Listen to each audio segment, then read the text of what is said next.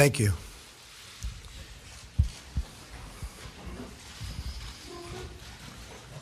Prime Minister Trudeau, on behalf of all Americans, I thank you for being with us today. It is my honor to host such a great friend, neighbor, and ally at the White House, a very special place. This year, Canada celebrates the 150th year of Confederation. For Americans, this is one of the many milestones in our friendship, and we look forward, very much forward, I must say, to many more to come. Our two nations share much more than a border. We share the same values, we share the love, and a truly great love of freedom, and we share a collective defense. American and Canadian troops have gone to battle together, fought wars together, and forged the special bonds that come when two nations have shed their blood together, which we have. In these dangerous times, it is more important than ever that we continue to strengthen our vital alliance. The United States is deeply grateful for Canada's contribution to the counter-ISIS effort. Thank you. And we continue to work in common and in common cause against terrorism and work in common cooperation toward reciprocal trade and shared growth. We understand that both of our countries are stronger when we join forces in matters of international commerce. Having more jobs and trade right here in North America is better for both the United States and is also much better for Canada. We should coordinate closely, and we will coordinate closely to protect jobs in our hemisphere and keep wealth on our continent and to keep everyone safe. Prime Minister, I pledge to work with you in pursuit of our many shared interests. This includes a stronger trading relationship between the United States and Canada. It includes safe, efficient, and responsible cross-border travel and migration. And it includes close partnership on domestic and international security. America is deeply fortunate to have a neighbor like Canada. We have before us the opportunity to build even more bridges and bridges of cooperation and bridges of commerce. Both of us are committed to bringing greater prosperity and opportunity to our people. We just had a very productive meeting with women business leaders from the United States and Canada, where we discussed how to secure everything that we know the full power of women can do better than anybody else. We know that. I just want to say, Mr. Prime Minister, that I'm focused and you're focused on the important role women play in our economies. We must work to address the barriers faced by women and women entrepreneurs, including access to capital, access to markets, and, very importantly, access to networks. In our discussion today, we will focus on improving the ways our government and our governments together can benefit citizens of both the United States and Canada, and in so doing, advance the greater peace and stability of the world. Mr. Prime Minister, I look forward to working closely with you to build upon our very historic friendship. There are incredible possibilities for us to pursue Canada and the United States together. Again, thank you for joining us, and I know our discussions will be very, very productive for the future of both countries. Mr. Prime Minister. Thank you, Mr. President. Good afternoon, everyone. Thank you very much for joining us. I'd first like to start by extending my sincere thanks to President Trump for inviting me down to Washington Any day I get to visit our southern neighbors is a good day in my books, particularly when it's so nice and warm compared to what it is back home. We are suffering under a significant winter storm that's hitting our Atlantic provinces particularly harsh, so I just want to send everyone back at home my thoughts as they shovel out and impress on everyone to stay safe. Le président et moi avons eu une première... The President and myself have had a very productive first meeting today. We had the opportunity to get to know one another better, and more importantly, we had the opportunity to talk about the unique relationship between Canada and the United States. Citizens on both sides of the 49th parallel have understood that the bond between our nations is a special one. No other neighbors in the entire world are as fundamentally linked as we are. We've fought in conflict zones together, negotiated environmental treaties together, including 1991's historic air quality agreement, and we've entered into groundbreaking economic partnerships that have created good jobs for both of our peoples. Canadians and Americans alike share a common history, as well as people-to-people ties that make us completely and totally integrated. Our workers are connected by trade, transportation, and cross-border commerce. Our communities rely on each other for security, stability, and economic prosperity. Our families have long lived together and worked together. We know that more often than not, our victories are shared. And just as we celebrate together, so too do we suffer loss and heartbreak together. Through it all, the foundational pillar on which our relationship is built is one of mutual respect. And that's a good thing, because as we know, relationships between neighbors are pretty complex, and we won't always agree on everything. But because of our deep, abiding respect for one another, we're able to successfully navigate those complexities and still remain the closest of allies and friends. Make no mistake, at the end of the day, Canada and the US will always remain each other's most essential partner. And today's conversations have served to reinforce how important that is for both Canadians and Americans. As we know, 35 US states list Canada as their largest export market, and our economies benefit from the over $2 billion in two-way trade that takes place every single day. Millions of good middle-class jobs on both sides of the border depend on this crucial partnership. Maintaining strong economic ties is vital to our mutual success, and we're going to continue to work closely together over the coming years so that Canadian and American families can get ahead. Comme nous le savons, le Canada représente le plus grand... As we know, 35 U.S. states list Canada as their largest export market, and our economies benefit from the over $2 billion in two-way trade that takes place every single day. Millions of good middle-class jobs on both sides of the border depend on this crucial partnership.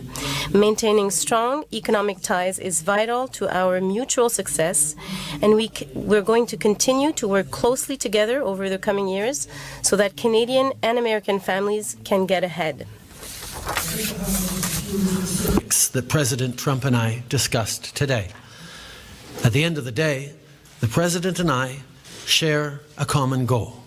We both want to make sure that hard-working folks can go to work at a good job, put food on the table for their families, and save up to take a vacation every once in a while.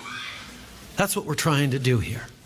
Today, we reiterated that our nations are committed to collaborating on energy infrastructure projects that will create jobs while respecting the environment. And as we know, investing in infrastructure is a great way to create the kind of economic growth that our countries so desperately need. In that same vein, we know that ensuring equal opportunities for women in the workforce is essential for growing the economy and maintaining American and Canadian competitiveness on the world stage. As such, the President and I have agreed to the creation of the Canada-United States Council for Advancement of Women Entrepreneurs and Business Leaders. This initiative is more than just about dollars and cents. This is about ensuring that women have access to the same opportunities as men and prioritizing the support and empowerment of women who are senior business leaders and entrepreneurs.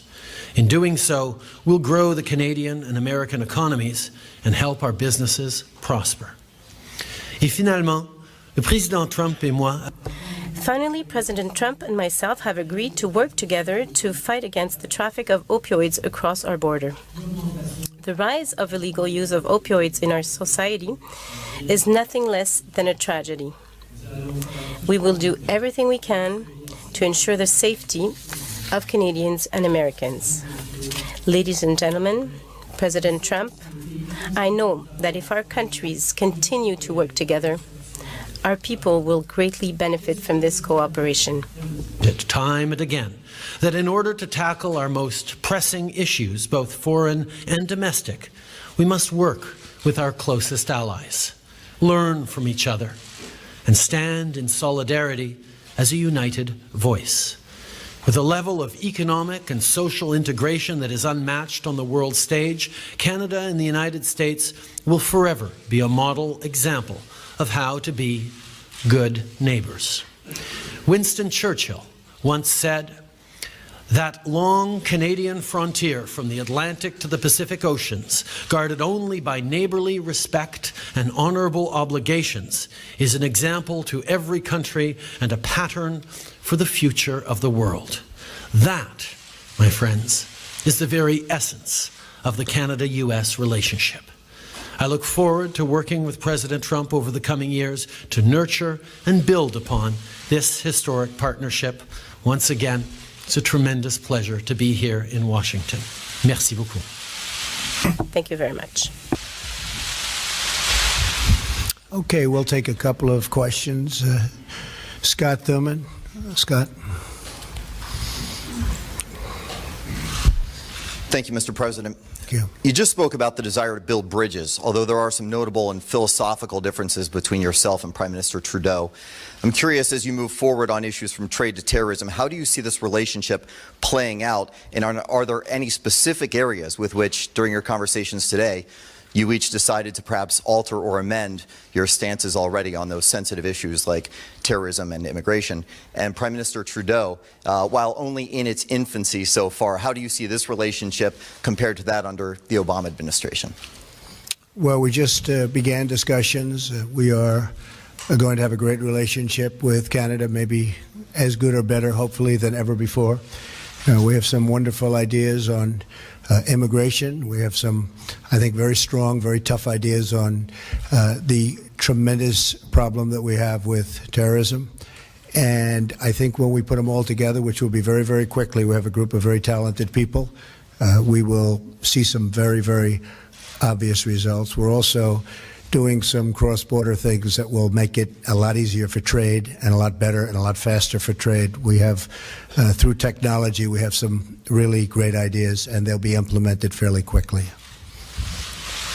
One of the things we spoke about was the fact that security and immigration need to work very well together, and certainly Canada has emphasized security as we look towards improving our immigration system and remaining true to the values that we have. And we had a very strong and fruitful discussion on exactly that. There's plenty that we can draw on each other from in terms of how we move forward with a very similar goal, which is to create free, open societies that keep our citizens safe. And that's certainly something that we're very much in agreement on. Tana McCharles. Mr. President, Mr. Prime Minister, and Mr. Prime Minister, could you answer in English and French for us, please? A little bit of a follow-on on my American colleague's question. President Trump, you seem to suggest that Syrian refugees are a Trojan horse for potential terrorism, while the Prime Minister hugs refugees and welcomes them with open arms. So I'd like to know, are you confident the northern border is secure?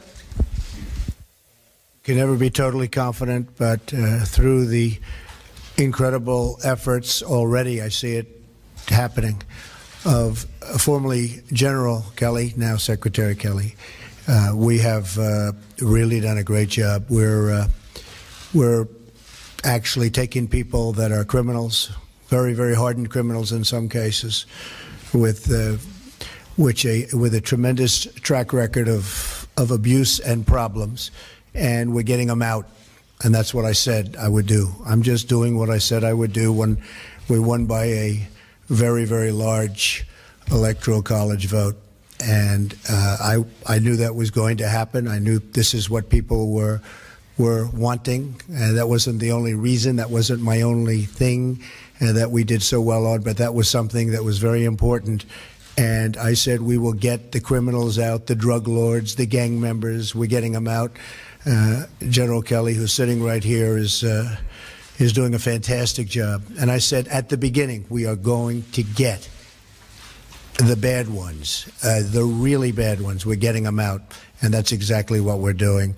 I think that in the end, everyone's going to be extremely happy, and I will tell you right now, a lot of people are very, very happy right now. Canada has always understood that keeping Canadians safe is one of the fundamental responsibilities of any government, and that's certainly something that we're very much focused on. At the same time, we continue to pursue our policies of openness towards immigration and refugees without compromising security. And part of the reason we have been successful in doing that over the past year, welcoming close to 40,000 Syrian refugees, is because we have been coordinating with our allies, the United States and around the world, to demonstrate that security comes very, very seriously to us, and that's something that we continue to deal with. C'est clair que it is clear that if you want to have a healthy and secure society, or safe society, you have to make sure that you maintain, that you focus on security. And we have welcomed refugees from Syria. We have been very successful, but we have always taken our responsibility towards security very seriously. And our allies, including the United States, understand this focus very well, and they have done so since the very beginning. Yes, please. Thank you. President Trump, now that you've been in office and received intelligence briefings for nearly 1 month, what do you see as the most important national security matters facing us? And Prime Minister Trudeau, you've made very clear that Canada has an open-door policy for Syrian refugees. Do you believe that President Trump's moratorium on immigration has merit on national security grounds? Okay, thank you. Many, many problems. When I was campaigning, I said, it's not a good situation. Now that I see it, including with our intelligence briefings, we have problems that a lot of people have no idea how bad they are, how serious they are. Not only internationally, but when you come right here. I mean, obviously, North Korea is a big, big problem, and we will deal with that very strongly. We have problems all over the Middle East. We have problems just about every corner of the globe, no matter where you look. I had a great meeting this weekend with Prime Minister Abe of Japan, and got to know each other very, very well. Extended weekend, really. We were with each other for long periods of time, and our staffs and representatives. But on the home front, we have to create borders. We have to let people that can love our country in, and I want to do that. We want to have a big, beautiful, open door, and we want people to come in and come in our country. But we cannot let the wrong people in, and I will not allow that to happen during this administration. And people, the citizens of our country, want that, and that's their attitude too, I will tell you. We are getting such praise for our stance, and it's a stance of common sense. Maybe a certain toughness, but it's really more than toughness. It's a stance of common sense, and we are going to pursue it vigorously. And we don't want to have our country have the kinds of problems that you're witnessing taking place, not only here, but all over the world. We won't stand for it. We won't put up with it. We're just not going to let it happen. We're going to give ourselves every bit of chance so that things go well for the United States, and they will go well. Thank you. Canada and the United States have been neighbors a long time, and Canadians and Americans have stood together, worked together at home and around the world. We fought and died together in battlefields in World War I, and World War II, in Korea, in Afghanistan. But there have been times where we have differed in our approaches, and that's always been done firmly and respectfully. The last thing Canadians expect is for me to come down and lecture another country on how they choose to govern themselves. My role and our responsibility is to continue to govern in such a way that reflects Canadians' approach and be a positive example in the world. Okay. Richard Latendresse. Richard Latendresse. Thank you, Mr. Prime Minister. I will ask my question in French first, and then for you, I'll ask it again in English. Monsieur le Premier ministre, Mr. Prime Minister, I heard you correctly. You said that Canadian businesses, Canadian workers are concerned for their businesses and for their work and jobs concerning the renegotiation of NAFTA. So what guarantees did you get from this government that we will keep our jobs and our businesses in the renegotiation of NAFTA? Mr. President. again, during the last 3 months, you have denounced NAFTA. You have talked over and over about the Mexican portion of the agreement, very little about the Canadian one. My questions in two short part is Canada a fair trader? And when you talk about changes to NAFTA concerning Canada, are you talking about big changes or small changes? Thank you. D'abord, Richard, merci. First of all, Richard, thank you for your question. It is a real concern for many Canadians because we know that our economy is very dependent on our bonds, our relationship with the United States. Goods and services do cross the border each way every single day, and this means a lot of millions of jobs for Canadians and good jobs for Canadians. So we are always focusing on these jobs, but there are also good jobs, millions of jobs in the United States that depend on those relationships between our two countries. So when we sit down, as we did today, and as our teams will be doing in the weeks and months to come, we will be talking about how we can continue to create good jobs for our citizens on both sides of the border. And during this exercise, we continue to understand that we have to allow this free flow of goods and services, and we have to be aware of the integration of our economies, which is extremely positive for both our countries. And this is the focus that we will have in the coming weeks and months to come.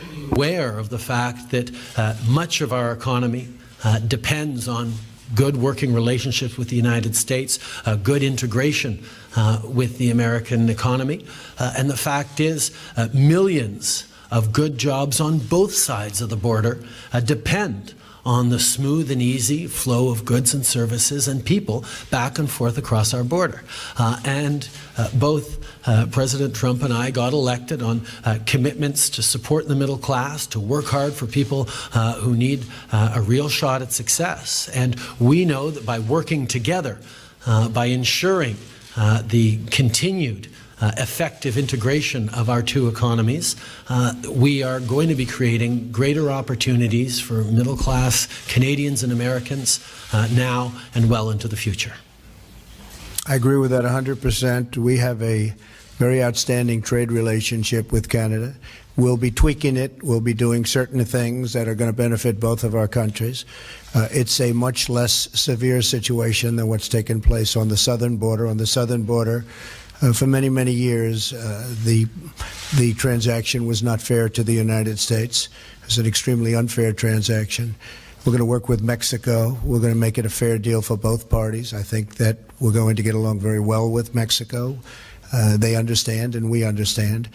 You probably have noticed that Ford is making billions of dollars of new investments in this country. You saw Intel the other day announce that because of what I've been doing and what I'm doing in terms of regulation, lowering taxes, et cetera, they're coming in with billions and billions of dollars of investment and thousands of jobs. General Motors, likewise, is expanding plants and going to build new plants. Fiat Chrysler was at a meeting where they're doing the same. Jack Ma, we have so many people that want to come into the United States. It's actually very exciting. I think it's going to be a very exciting period of time for the United States and for the workers of the United States, because they have been truly the forgotten man and forgotten women. It's not going to be forgotten anymore, believe me. So our relationship with Canada is outstanding, and we're going to work together to make it even better. And as far as the southern border is concerned, we're going to get that worked out. We're going to make it fair, but we are going to make it so that everybody is happy. It's very important to me. Thank you. Thank you very much. Thank you, ladies and gentlemen. Thank you very much.